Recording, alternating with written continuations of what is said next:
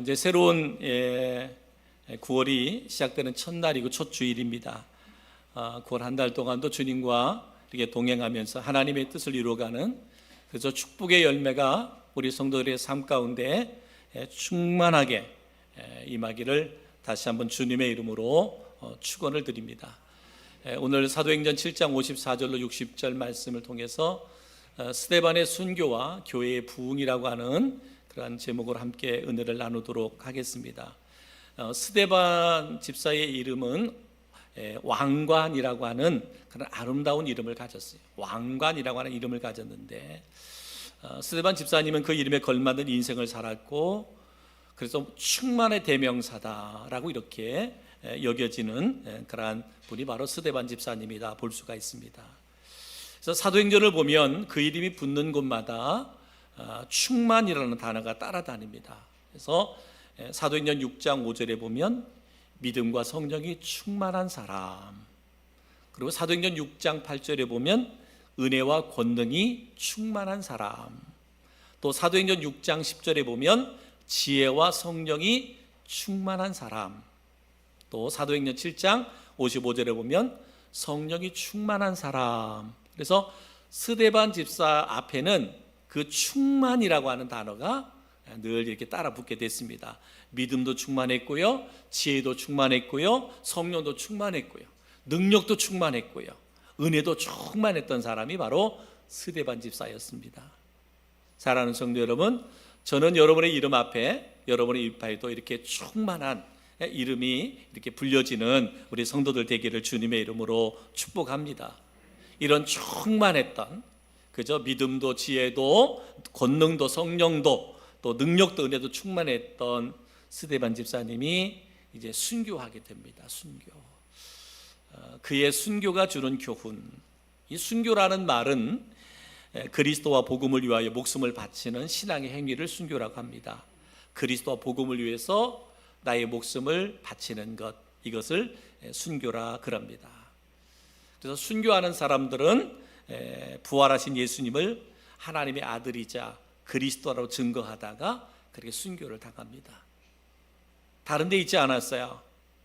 바로 부활하신 예수님은 하나님의 아들이시고 우리의 구세주가 되신다, 우리의 구원자가 되신다, 이 복음을 전하는 이유 때문에 순교자가 됐는데 바로 스데반 집사님도 그와 같았습니다.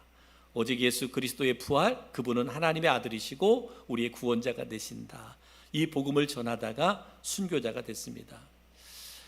고 옥하는 목사님이 이 스데반의 순교에 대해서 그 목회자 영성 수련회에서 이렇게 강의를 하면서 본인은 이렇게 사람이 됐으면 좋겠다, 그리고 목회자들에게 여러분도 이러한 목회자가 됐으면 좋겠다 라고 이렇게 강의를 했는데 그 강의하면서 주장했던 것이 세 가지입니다. 세 가지. 첫 번째가 뭐냐, 나도 예수를 위해서 일하다가 죽고 싶다, 예수를 위해서 일하다가 죽고 싶다라고 하는 그러한 그 말씀을 전했습니다. 그렇게 고백했습니다. 일 다 해놓고 죽고 싶은 것이 아니라, 일 다 해놓고 내 마음대로 푹 쉬다가 죽는 것이 아니라 스데반 집사처럼 예수를 위해서 마지막 순간까지 일하다가 죽고 싶다. 마지막 순간까지 하나님께서 내 영혼을 부르는 마지막 순간까지 주님 일 하다가 하나님 부름 받았으면 좋겠다라고 이렇게 고백했습니다. 여러분, 벵겔이라고 하는 그 주석가가 있어요. 성경 주석가가 있는데 그는 매일 이렇게 기도를 했어요. 어떤 기도를 드렸느냐, 주님, 나는 공장에서 일하던 직공이 집에서 누가 찾아왔다는 소식을 듣고는 너무 반가워서 뛰어나가듯이 죽고 싶습니다. 열심히 그 공장에서 일을 하는데 가족 중에 누가 찾아왔어요. 그래서 그 가족을 만나려고 기쁘게 뛰어나가는데 그 뛰어나가는 것처럼 내가 죽고 싶습니다. 주님, 저에게 이런 은혜를 주십시오. 이렇게 매일 기도했다는 거예요. 매일 이렇게 기도했는데 정말로 이 벵겔 주석가는 그렇게 주님을 하다가 정말 기쁘게 가족을 만나러 뛰어가듯이 그렇게 일하다가 죽음을 맞이했다라고 하는 이야기가 있습니다. 여러분, 짐 엘리엇이라고 하는 선교사가 있죠. 짐 엘리엇이라고 하는 선교사가 있는데 친구 5명과 베네수엘라에 있는 살인 인디언인 아우카족에게 전도하러 갔다가 그들의 창에 찔려서 29 나이에 5명의 친구들과 함께 순교를 당했습니다. 그런데 그 친구 5명이 항상 이런 이야기를 했다고 합니다. 우리는 소모품이다. 우리는 소모품이다. 주님 나라와 복음을 위해서는 우리는 소모품으로 부름받았으니 언제 죽어도 좋다. 이런 이야기를 서로 했다는 거예요. 근데 안타깝게도 그들은 29에 제대로 복음도 전해보지 못하고 아우카족의 창에 순교를 당했습니다. 그런데요, 우리 다 아는 이야기잖아요. 나중에는 그 짐 엘리의 아내와 아들이 거기 가서 선교하고 결국은 그것이 자기들이 창으로 찔러 죽였던 그 엘리엇의 가족이라는 것을 알게 되면서 그들이 예수를 구주로 믿게 되고 그래서 그 부족이 정말 그 살인 인디언들인데 그들이 예수 믿고 구원받는 놀라운 역사가 있었다. 그렇다고 보면 25에 순교했지만 결국 그 순교는 끝이 아니더라. 정말 그들의 고백처럼 우리는 소모품이다. 오직 복음을 위해서, 그리스도를 위해서 우리는 소모품으로 살다가 하나님의 부름을 받는 것, 이것이 바로 우리에게 주어진 사명이다 여겼다는 거죠. 사랑하는 성도 여러분, 스데반 집사님이 젊은 나이에 오직 복음을 전하다가 순교했습니다. 그런데 그 순교는 결코 헛되지 않았어요. 그래서 오카는 목사님이 나도 주님의 일을 하다가 이렇게 마지막까지 주님의 일을 하다가 하나님 부름 받고 싶다. 벵겔 주석가나 짐 엘리엇 선교사나 그들에게 맡겨진 사명 열심히 감당하다가 그 나이가 중요하지 않고 그들이 순교했을 때 하나님이 영광 받으셨어요. 하나님의 나라가 이루어졌던 것을 볼 수가 있습니다. 두 번째는 뭐였느냐? 성령 충만한 가운데 죽고 싶다 하는 거예요. 성령 충만한 가운데. 말씀드렸잖아요. 스데반 집사를 생각하면 충만이라 그랬죠. 충만, 항상 충만이 떠오른다. 근데 오늘 말씀 속에서 뭐냐? 성령 충만하다가 죽고 싶다라고 말했어요. 여러분, 성령 충만함이라는 말을 한마디로 표현하기는, 정의하기는 어렵지만, 그러나 성령 충만한 것은 예수 그리스도가 성령을 통하여 나를 통제하는 것을 성령 충만이라고 볼 수 있습니다. 한마디로 말하면 성령이 나를 통제하는 거예요. 나를 다스리는 거예요.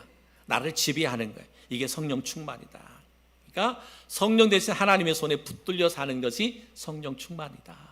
다르게 표현하면 내가 주인이 아니라 누가 하나님이 주인인 삶. 이것이 바로 뭐다? 성령 충만함이다. 스데반 집사가 그렇게 살았어요. 오카는 목사님이 그렇게 살기를 원했어요. 목회자들이 그렇게 선포를 했습니다. 여러분, 성령 충만함으로 목회하다가 하나님의 부르심을 받으십시오. 오늘 우리 성도들을 향하여 주시는 메시지도 마찬가지입니다. 여러분, 성령 충만함 가운데 주님의 부르심을 받을 수 있는 우리 성도들 되기를 주님의 이름으로 축복합니다. 세 번째는 뭐였느냐? 세 번째는 주님의 영광을 보면서 죽고 싶다. 주님의 영광을 보면서 죽고 싶다라고 말합니다. 사도행전 7장 55절에 보면 이렇게 말합니다. 스데반이 성령이 충만하여 하늘을 우러러 주목하여 하나님의 영광과 및 예수께서 하나님 우편에 서신 것을 보고 그랬습니다. 성령이 충만하여 하늘을 우러러 보면서 하나님의 영광을 보았다. 그죠? 예수께서 하나님 우편에 서신 것을 보았다라고 말씀하고 있습니다. 그는 참을 수가 없어서 소리쳤습니다. 왜? 하나님의 영광을 보았어요. 하나님 우편에 예수님이 서신 것을 보았습니다. 그래서 사도행전 7장 56절에 또 이렇게 말합니다. 하늘이 열리고 인자가 하나님 우편에 서신 것을 보노라 한데 라고 말씀하고 있습니다. 스데반 집사님은요, 순교하는 순간에 하나님의 영광을 보았어요. 하나님의 영광, 그리고 내가 거할 영광의 자리를 보았습니다. 사랑하는 성도 여러분, 우리가 하나님의 영으로 충만하며 마지막까지 주의 일을 하다가 주님의 부름을 받을 때 우리의 영의 눈이 뜨여서 하나님의 영광을 볼 수 있는, 그죠? 예수님이 하나님 우편에 앉아 계시고 내가 거할 그곳을 볼 수 있는 우리 성도들이 되기를 주의 이름으로 축복합니다. 그래서 많은 그리스도인들이 마지막 예수님 잘 믿다가 임종할 때는 그 얼굴이 광채같이 빛나는데 그 이유가 왜 그래요? 바로 하나님의 영광을 보기 때문에 그래요. 하나님의 영광, 그리고 하나님 우편에 주님이 계신 것을 보는 것뿐만 아니라 이제는 내가 그 영광의 자리에 있을 것을 보시기 때문에 이 땅에서는 육신의 그 질병과 그 아픔 때문에 고통스럽지만, 그러나 그 영광의 세계를 보니까 얼굴에 광채가 나는 거예요. 스데반 집사의 얼굴에 광채가 났듯이 바로 그 모든 그리스도인에게 광채가 났다. 바로 오늘 옥하는 목사님이 그렇게 고백해, 주님의 영광을 보면서 죽고 싶다. 목회자들을 향하여 그렇게 외치는, 여러분도 주님의 영광을 보다가 주님의 하나님의 부르심을 받기를 바랍니다. 바로 우리 성도들을 향하여 오늘 우리에게 주시는 메시지도 마찬가지입니다. 주님의 영광을 볼 수 있는, 하나님의 영광을 볼 수 있는, 하나님 우편에 계신 예수님, 그리고 내가 그 자리에 설 수 있는 그 모습을 볼 수 있는, 그래서 이 현실의 삶에서 여러분의 얼굴에 그리스도의 광채가 빛나는 그런 은혜와 그런 역사가 있기를 주님의 이름으로 축복합니다. 이와 같이 이제 스데반 집사는 하나님의 부름을 받잖아요. 순교를 합니다. 그런데 이 순교와 함께 하나님은 또 다른 인물 한 사람을 세우는 모습을 볼 수가 있습니다. 스데반이 순교하면서 이제는 하나님께서 한 사람의 이름이 등장하게 되는 걸 볼 수가 있는데, 사도행전 7장 57절 58절에 보면 이렇게 말씀하고 있습니다. 그들이 큰 소리를 지르며 귀를 막고 일제히 그들에게 달려들어 성 밖으로 내치고 돌로 칠세 증인들이 옷을 벗어 사울이라 하는 청년의 발 앞에 두니, 그랬어요. 그들이 큰 소리를 지르며 귀를 막고 일제히 그에게 달려들었어요. 누구한테? 스데반 집사에게 달려들었어요. 성 밖으로 내치고 돌로 칠세 증인들이 옷을 벗어 사울이라 하는 청년의 발 앞에 두니라. 누가 등장하죠? 사울이 등장하잖아요. 그들이 옷을 벗어서 사울에게 두었다는 것은 그들이 지금 스데반을 돌로 쳐서 죽이는 것을 정당하게 여기는 거예요. 정당하게 여기면서 사울이 이들의 지도자라는 거예요. 지도자. 그때 당시 사울은 청년이었지만 지도자였어요. 그러다 보니까 그 일을 행했던 사람들이 자기 옷을 벗어서 사울 앞에 주는 거예요. 내가 행한 것은 정당하다라고 하는 거죠. 사울은 교회와 믿는 사람들을 핍박하고 스데반의 죽음에 적극적인 주동자였음을 말해주고 있습니다. 사도행전 8장 1절에 보면 이렇게 말합니다. 사울이 스데반이 죽임당함을 마땅히 여기더라. 그러니까 스데반이 뭐예요? 죽을 일을 했다는 거죠. 죽어 마땅하다는 거예요. 누가? 사울이. 실제적으로 스데반을 향하여 돌을 쳤던 사람들도 우리가 행한 것은 정당하다. 또 주동자였던 사울도 말하는 거예요. 스데반이 죽는 것은, 죽임을 당하면 마땅한 것이다 라고 말하고 있습니다. 여러분, 하나님은 신실한 하나님의 일꾼 스데반을 데리고 가시면서 전혀 예상할 수 없었던 사람 한 사람을 사용하시는 것을 계획하고 계셨습니다. 하나님의 계획. 스데반의 순교와 그리고 사울의 등장을 보여줍니다. 근데 사울은 어떤 사람? 스데반이 순교한 것, 죽는 것은 마땅한 것이라 여겼습니다. 여러분, 스데반의 순교와 그리고 사울의 등장, 이것은 바로 뭐예요? 하나님 나라의 복음의 진전은 사람이 아닌 전적으로 하나님의 손에 있음을 우리에게 보여주는 말씀이에요. 우리가 생각할 수 없는 일들. 여러분, 은혜가 충만하고 성령이 충만했던 스데반은 더 열심히 복음을 전해야 되잖아요. 증인의 삶을 살아야 되잖아요. 근데 하나님이 그 영혼을 부르시는 거예요. 그리고 그러한 스데반이 죽는 것을 마땅히 여겼던 사울을 하나님이 세우시는 거예요. 우리 인간이 생각할 수 없는 일들을 누가? 하나님이 계획하시고 하나님이 섭리하시는 걸 볼 수가 있습니다. 여러분, 하나님은 스데반도 쓰시고 사울도 쓰십니다. 때를 따라 돕는 은혜에 하나님의 열심이 바로 여기에 있습니다. 스데반의 순교를 통해 복음이 더 많이 퍼져나갔고 사울을 통해 더 많은 교회가 세워지게 된 것을 볼 수가 있습니다. 이제 복음이 예루살렘을 넘어 유대와 사마리아 땅끝까지 퍼지는 역사가 일어납니다. 스데반의 순교는 기독교에 대한 유대교의 대대적인 핍박의 도화선이 됩니다. 이 스데반의 죽음을 통해서 예루살렘 교회와 성도들에 대한 핍박이 본격적으로 시작되는 거예요. 그래서 더 이상 예루살렘에서 믿음 생활, 신앙 생활을 할 수가 없게 됐어요. 그래서 많은 예루살렘 교회 성도들이 이제는 지역으로 다 퍼져 나가게 되는 거죠. 그리고 그 복음이 예루살렘에 정체되어 있던 복음, 그죠? 예루살렘 교회를 중심으로 정체되어 있던 복음이 이제는 세계로 확장되는 거예요. 그래서 우리 지난주에 말씀, 최초의 교회가, 그죠? 성령을 받은 그들이 흩어져 복음을 전하고 흩어져 복음을 들은 이들이 모여져서 교회가 세워지는 그런 역사가 있게 된 것을 볼 수가 있습니다. 복음이 전해지고 그리고 교회가 흩어짐으로, 예루살렘 교회가 흩어짐으로 말미암아 큰 부흥이 일어났어요. 우리가 그때 상상할 때는 스데반의 죽음과 그 유대인들의 유대교의 핍박과 교회 어쩌면 분열 같은 거예요. 다 왜? 예루살렘 교회가 흩어졌거든요. 제대로 예배할 수 없어요. 다 흩어졌어요. 그러다 보니까 이제는 끝났구나, 끝이구나, 이렇게 많은 사람들이 생각했을 겁니다. 그런데 사람이 볼 때는 끝인데 하나님의 계획은 끝이 아니잖아요. 새로운 시작이잖아요. 그죠? 새로운 역사가 이루어지는 시작을 볼 수 있습니다.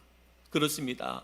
사랑하는 성도 여러분, 우리가 그리스도로 살아갈 때 때로는 내 삶이든 그 삶에 보면 내 인간의 눈으로 보면 이제 나는 끝이야, 나는 안 돼, 나는 어쩔 수가 없어 라고 생각할 때가 있습니다. 왜? 사람의 눈으로, 인간의 눈으로 지금의 나의 모습을 보면 나는 아무것도 할 수 없는 존재야. 근데 여러분, 하나님의 시선은 그렇지 않아요. 하나님의 계획은 그렇지 않더란 말이죠.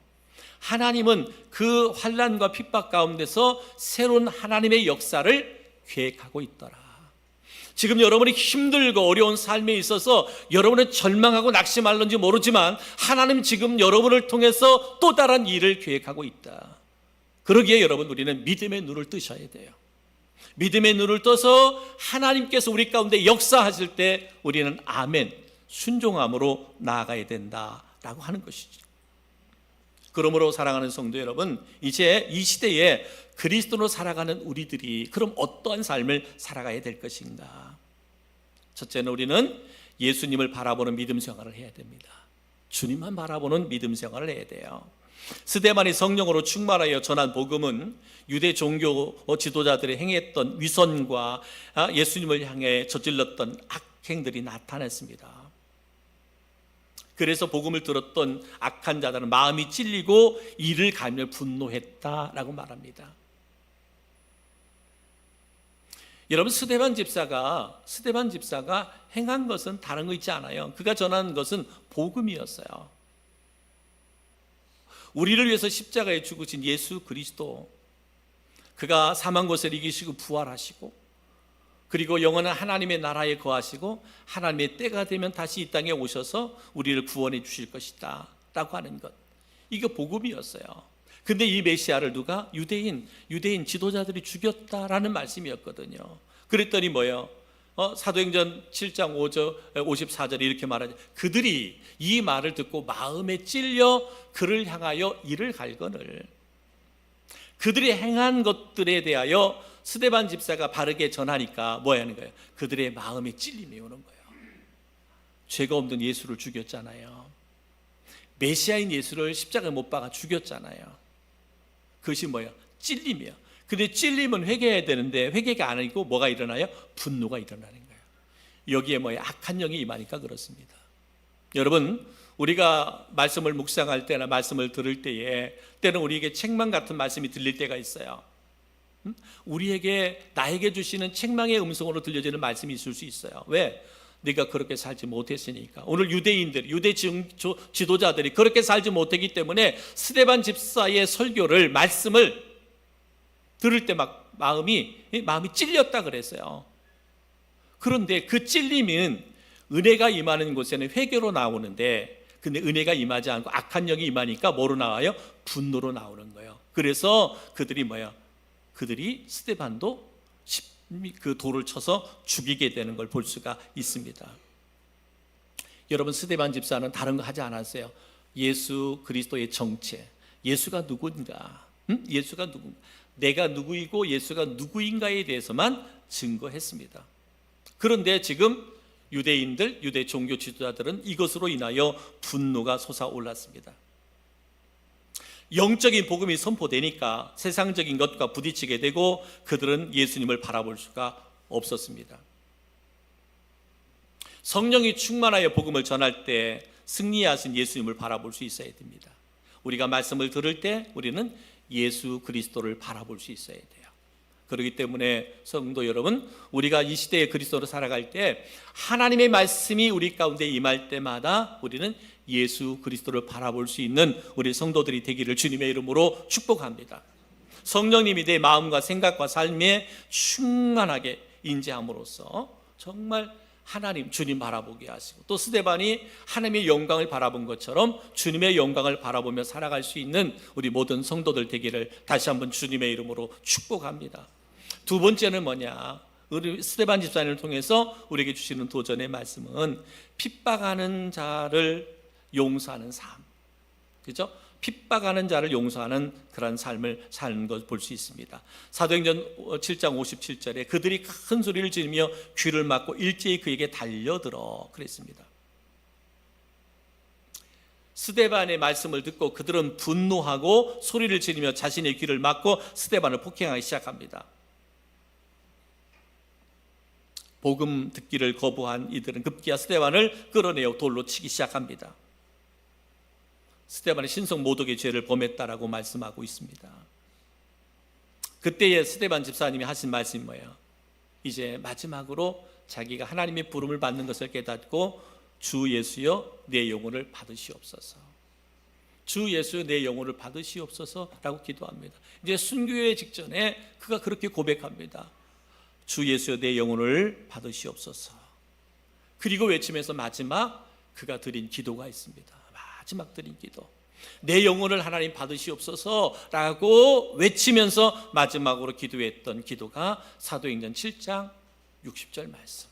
우리 다 같이 한 목소리 읽어볼까요? 시작. 무릎을 꿇고 크게 불러 이르되 주여 이 죄를 그들에게 돌리지 마옵소서. 이 말을 하고 자니라. 무릎을 꿇고 크게 불러 이르되 주여 이 죄를 그들에게 돌리지 마옵소서. 원수까지도 용서하는 스데반 집사의 모습을 볼 수 있습니다. 누구의 모습을 볼 수 있어요? 예수님의 모습을 볼 수 있죠? 예수님의 마지막 십자가에 달려 돌아가시면서 모든 이들을 다 용서해 주신 것처럼, 그들을 용서해 주신 것처럼 오늘 스데반 집사님도 자신을 향하여 악을 행하는 그들을 용서하는 용서의 삶을 살았던 그런 스데반 집사의 모습을 볼 수가 있습니다.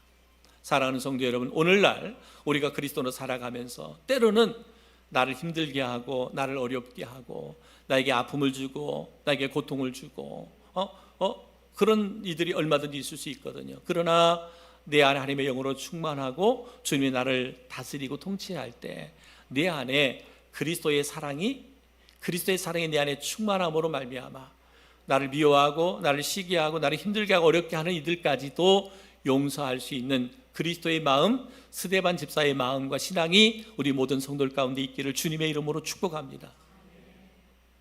용서할 수 있는 마음, 용서할 수 있는 마음.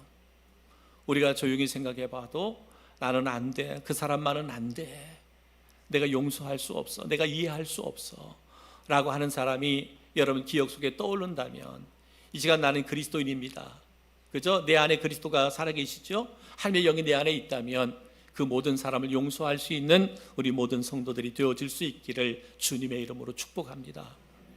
오늘 스데반 집사님을 통해서 또 하나 우리에게 주시는 교훈은 뭐냐면 우리가 핍박을 각오하는 삶을 살아야 된다 하는 거예요. 핍박. 사울은 스데반은 신성 모독을 하였기에 돌에 맞아 죽는 것이 당연하다 여겼습니다. 그 일이 있은 후에 사울은요 더더욱 득세했습니다. 그래서 예수 믿는 사람들을 잡아 옥에 가두기도 하고 죽이려고 하는 그런 일들을 행했던 것을 볼 수가 있습니다. 사도행전 8장 3절에 보면 사울이 교회를 잔멸할 새 각 집에 들어가 남녀를 끌어다가 옥에 넘기니라 라고 말합니다. 그러니 예루살렘 교회가 흩어질 수밖에 없는 거예요.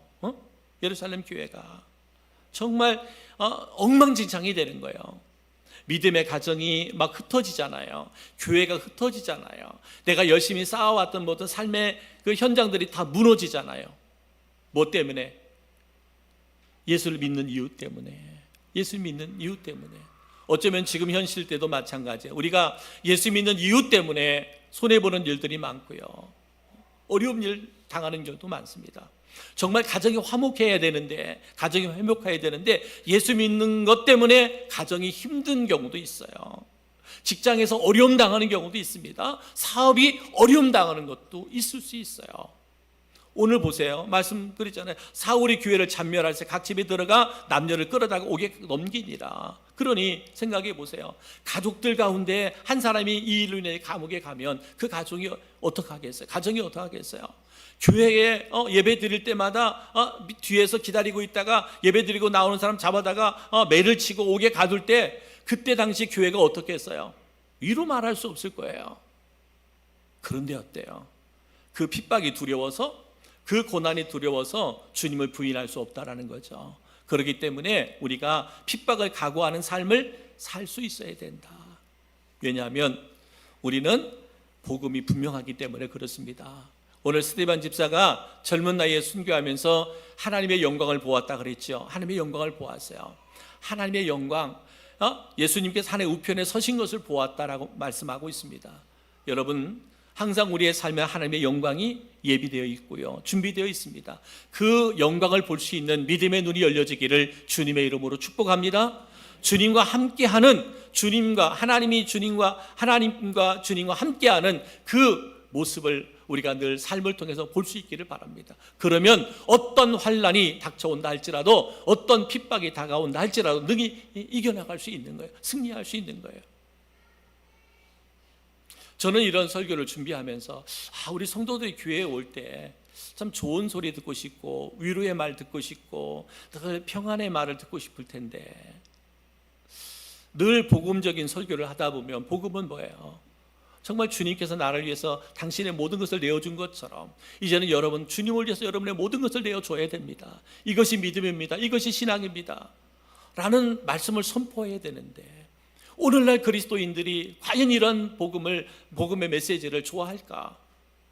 우리 성도들이 이러한 메시지를 좋아할까? 오늘 스데반 집사의 순교에 대해서 말할 때 내가 순교의 신앙을 갖고 살아가는 그 메시지가 내 마음에 와 닿을까? 이 땅에서 어떻게 하면 건강하고, 이 땅에서 어떻게 하면 물질의 축복을 받고, 이 땅에서 어떻게 하면 자녀들이 형통하고 잘 되고, 이런 메시지를 증거하는 게 더 우리에게, 성도들에게 와닿는 설교일까? 이런 생각을 늘 고민합니다. 그러나 여러분, 복음 안에, 말씀 안에 모든 축복이 담겨져 있다는 것 여러분 아시죠? 여러분, 스데반 집사이기 때문에 순교의 삶을 살 수밖에 없었던 거예요. 그건 하나님의 뜻이에요. 그러나 얼마나 많은 그리스도인들이 이러한 순교적 믿음과 신앙을 갖고 살아갔을 때에 하나님께서 이 땅에 그들의 삶을 끝까지 붙들어 주시고 책임져 주셔서 얼마나 위대한 일들을, 마지막까지 그 일들을, 사명을 감당했는지 모릅니다. 내가 알 수 있는, 내가 순교자가 되든 내가 마지막까지 열심히 충성 헌신하다가 주님의 부름을 받든, 이것은 내 몫이 아니에요. 하나님의 몫이에요. 주님이 하실 일들이에요. 그러나 오늘 분명하게 말한 것, 우리 주님 바라보며 신앙생활하자. 용서하는 삶을 살자. 그리고 어떤 핍박도 각오하는 삶을 살자. 이러한 삶을 사는 성도들에게 하나님의 영광을 보게 될 것이고 하늘의 상이 예비되어 있다라고 하는 것이죠. 이런 은혜를, 이런 축복을 저는 우리 모든 성도들이 다 받고 누리기를 주님의 이름으로 축원합니다. 우리 조용히 눈을 감고 우리 가슴에 손을 얹고